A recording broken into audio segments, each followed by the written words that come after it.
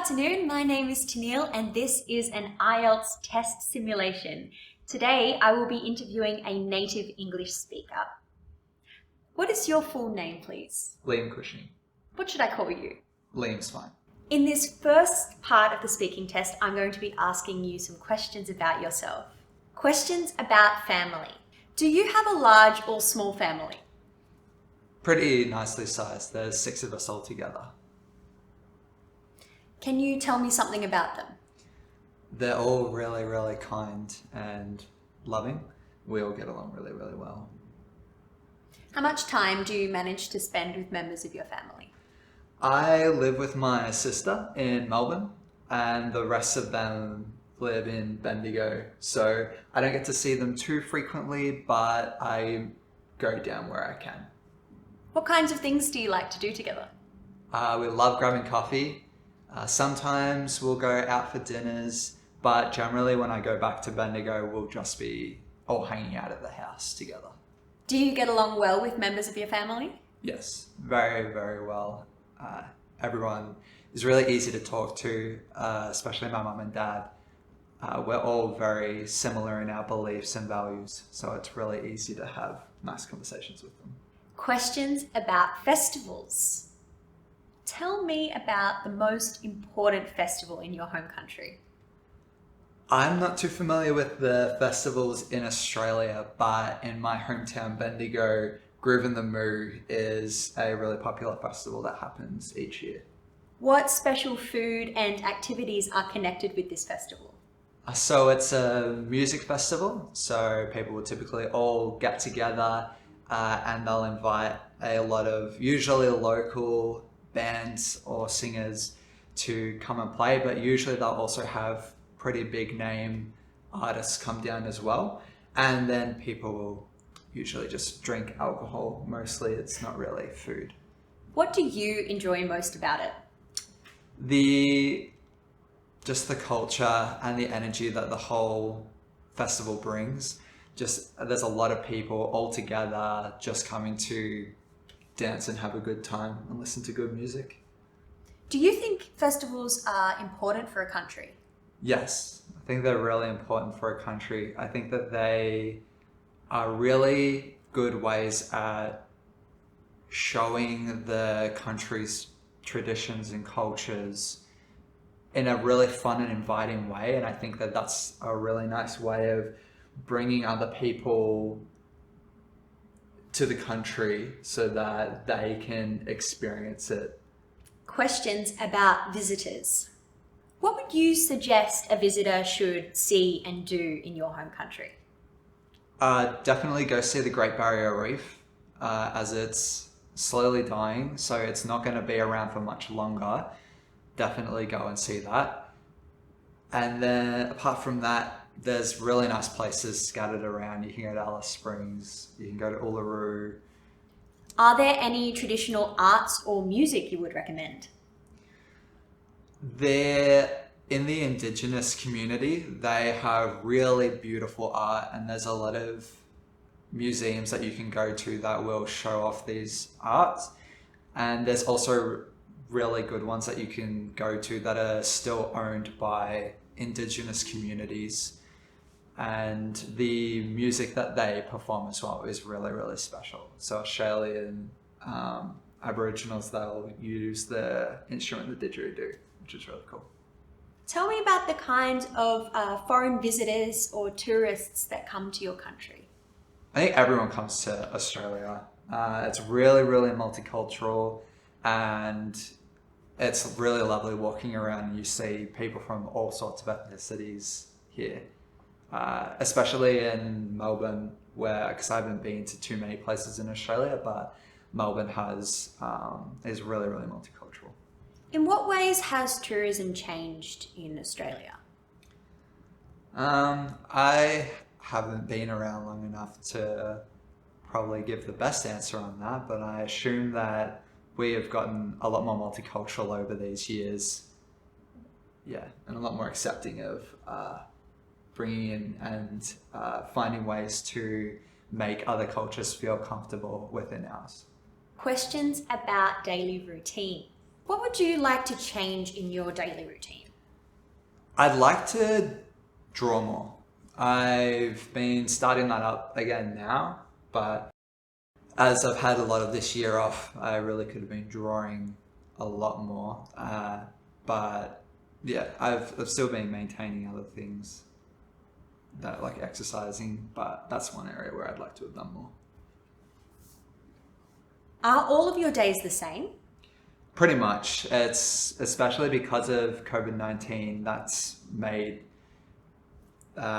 since I'm not currently working at the moment, I spend most of my days, I'll exercise. I've now started drawing a little bit more, and then I'll just play on the computer, talk with some friends, or watch some Netflix. Tell me about your typical weekday and your typical weekend. At the moment, they're pretty much identical. I don't really change at all between the. I'll even forget what day it is most days nowadays. But I'll pretty much wake up, have some brekkie, go to the gym, then I'll come back and I'll relax in some way. But there will be days in and out that change a little bit. I might do a little bit of work at some stage for just some freelance work, or I'll go shopping or something like that. But generally it's been a very, very relaxed year so far. What is the balance of work, study, and free time in your everyday? I'm not currently studying, so I actually finished my studies last year when I was studying psychology. But between work and free time, I would say it's a nice 80% free time, 20% work in my current day. And I think that's counting exercising as work in that as well. Lots of free time. Questions about dancing. Do you enjoy dancing? Yes, I love dancing, particularly at clubs, or just, when there's music at a party or something like that. I don't go to ballrooms or anything like that. Why do you enjoy it? It's really fun. It's just you get a chance to just jump up and just goof around with all of your friends, and I think that that's just a really, really fun thing to do. Has anybody ever taught you to dance? No, not at all. I learned just from watching other people dance at parties, and I learned what things I sort of liked seeing, and then I would try and replicate that myself and fail horribly, and then I actually prefer to dance silly or just deliberately bad because I think it's funny. But yeah, that's just me. Tell me about any traditional dancing in your home country. I believe that the Indigenous Australians do have their own traditional dances. I know that they're very, very lively people. They love their music. And so I'm pretty sure that they do as well, but I'm not 100% sure.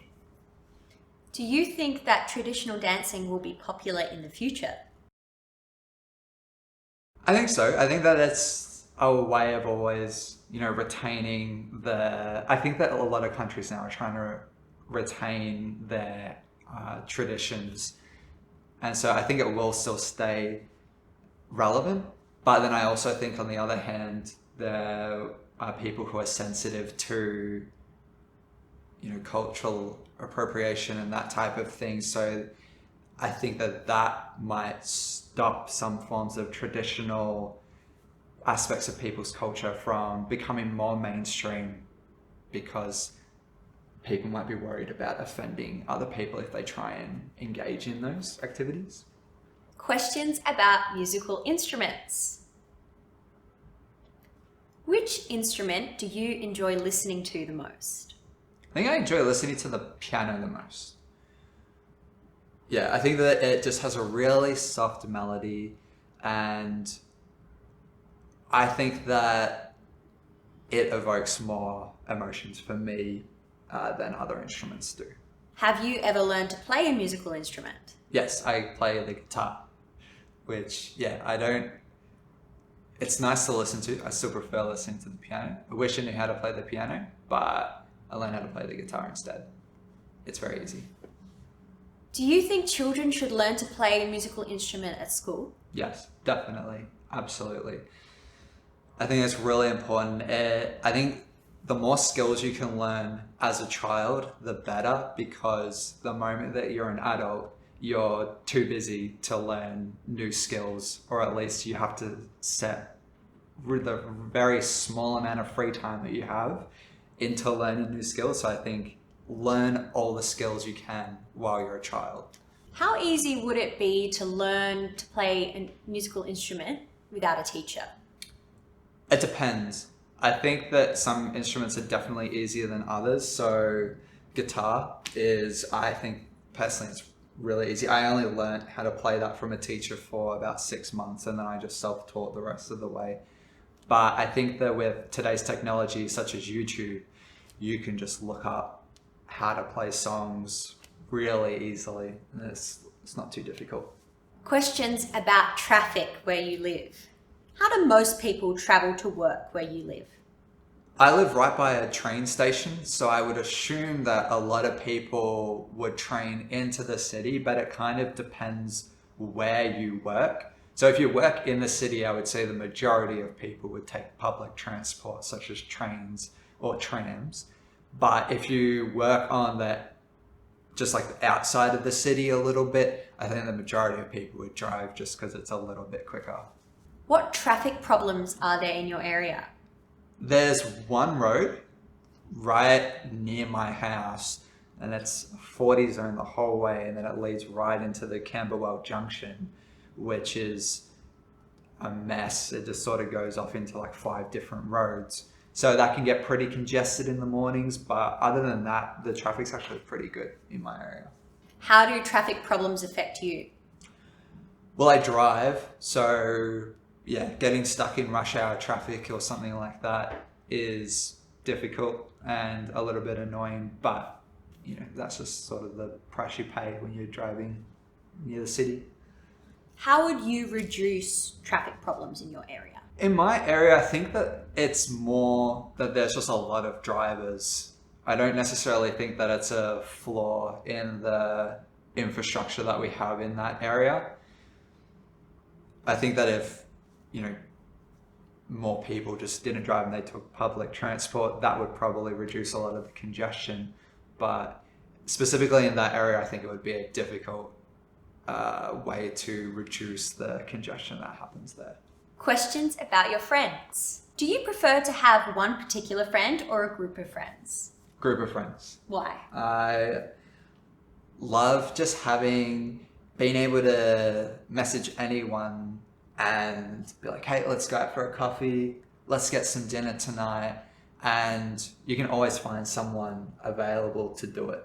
What do you like doing most with your friends? Probably going out for coffee, just meeting up and chatting, but then I also love throwing house parties and having them all over, dancing together. It's all super, super fun.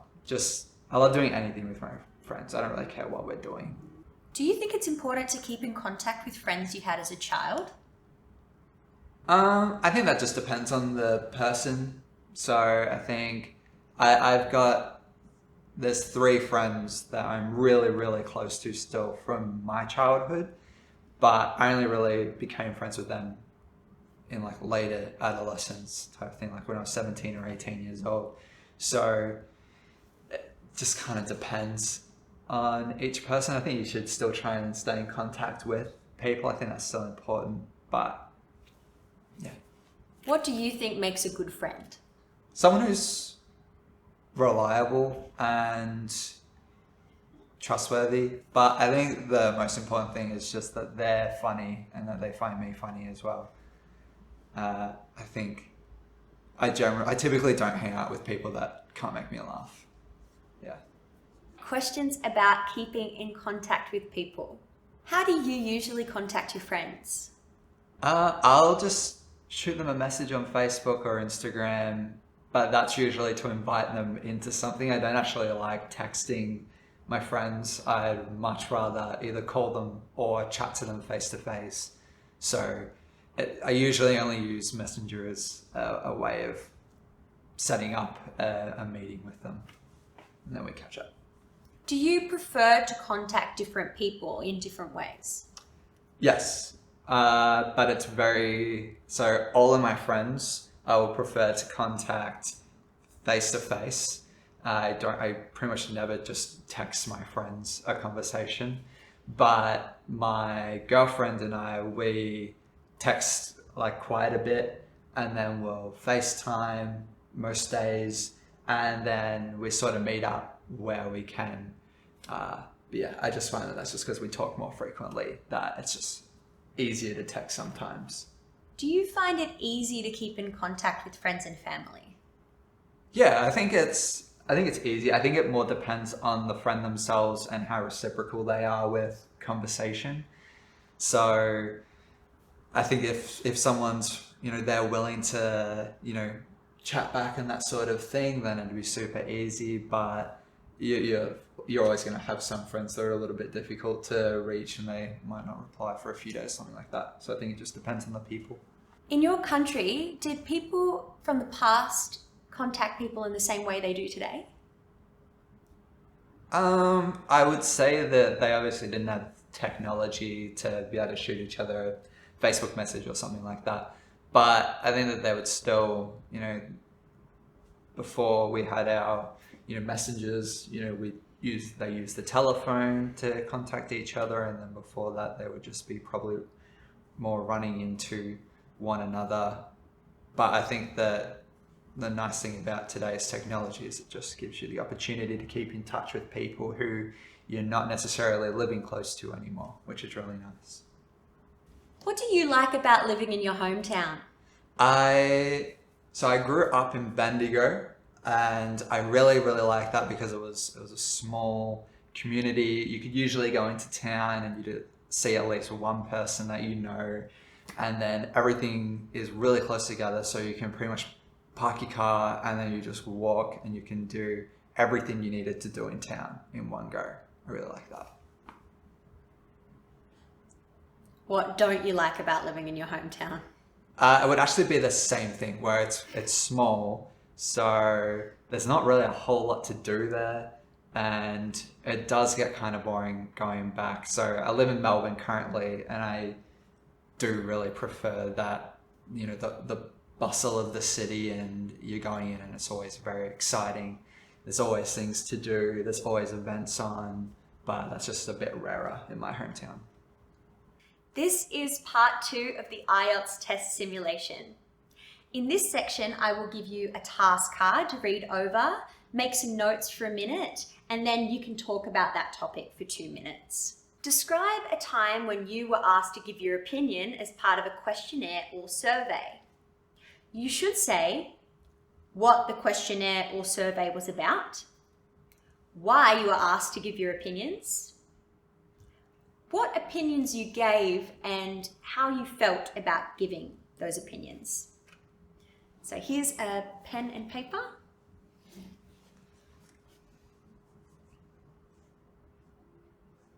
Okay, time's up. You can start talking now.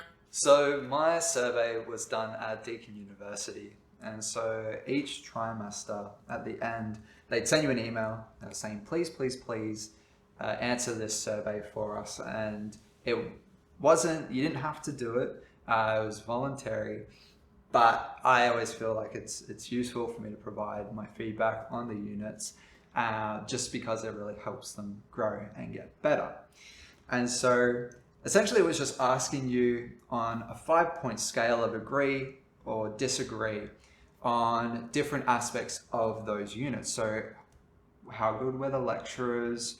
Was the assignments clear? How easy was it to understand the content? Just things like that. And the reason that we're asked to give these opinions is to help the units continuously get better. If you don't do that, then essentially what you're going to do is you're just going to run into problems where you're just teaching the same things over and over again in the same ways, and it may not necessarily be beneficial for the students. Now, the opinions I gave were honest. I am not too fussed about giving honest opinions in these types of surveys because that's just how they get better and how the school actually improve. And I felt very, very comfortable doing that for them. We now move on to part 3. I will ask some more questions about the topic. What kind of organisations want to find out about people's opinions? So every organization that sells something, essentially. So if you're looking at any large company like Facebook, essentially what their whole business is, they're selling information that they're able to gather on people out to other companies that will try and advertise products towards you. And so especially if you're trying to sell a product, you want to know what people think, what people want, and as soon as they want it. So that's why if you type into Google, like nice iPhones or something like that, when you go and watch a YouTube video, you'll start getting bombarded with ads for iPhones because they always know what you want.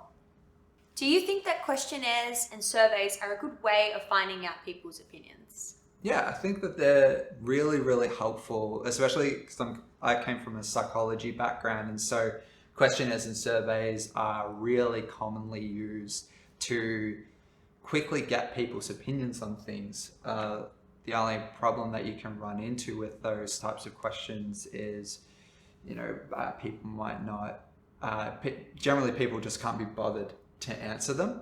But if you're after a really large population, a really large group of people to give their opinion on something, surveys are really cheap, quick, and really small manpower required to get a lot of responses from people. What reasons might people have for not wanting to give their opinion? Yeah, so most people just wouldn't be bothered to do it unless the survey is going to take 20 seconds.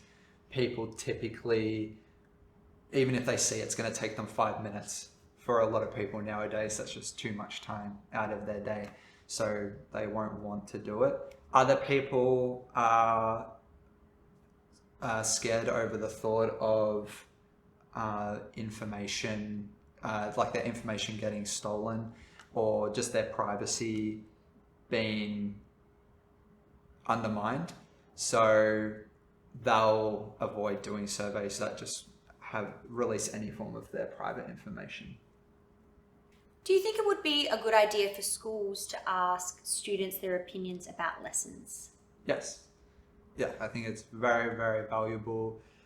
I think that if you're letting schools just go over and over again, the same year, the same topics, teaching the exact same way without actually asking the student's opinion, because the students are the one getting taught this information. And so they will be able to provide really, really valuable feedback on what are the things that help them, what things don't. Because if you're using this, you're using the same teachers day in, day out, you might not realize if, some of their practices aren't as efficient as others. And we're always coming up with new technologies and new ways of either presenting or, being able to teach children in new and exciting ways. And then that can be really valuable to explore that through questionnaires. What would be the advantages for the schools in asking those opinions? They'll be able to better optimize classes in order to help the children function best. So if they're asking them what they're doing right, what they're doing wrong, teachers are able to take out aspects of lessons that aren't as beneficial, or maybe even ways that they're teaching that don't make the kids as focused or excited about the topics.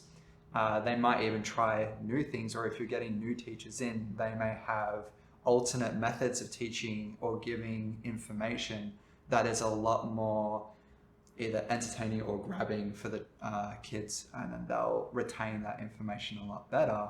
And it's really helpful for the schools and the curriculum to know that. Would there be any disadvantages in asking the students their opinions? I honestly don't think that there's any disadvantages from asking people their opinion on whether or not something's working. I always think it's really, really useful to get people's feedback on things. The only way that it would be disadvantageous is if you're asking them continuously, if the surveys that you're providing them are really long, because then you might run into the problem where you're getting more lazily responses, or you can actually run into something known as, like, you can actually fatigue your participants, and so their results or their answers can actually be can become pretty disingenuous, and they might start just filling out the form really quickly and randomly, not actually reading the questions. So that's the only way it would be disadvantageous. That's the end of our IELTS test simulation today. Thanks for joining us, and thank you for your help. Thank you.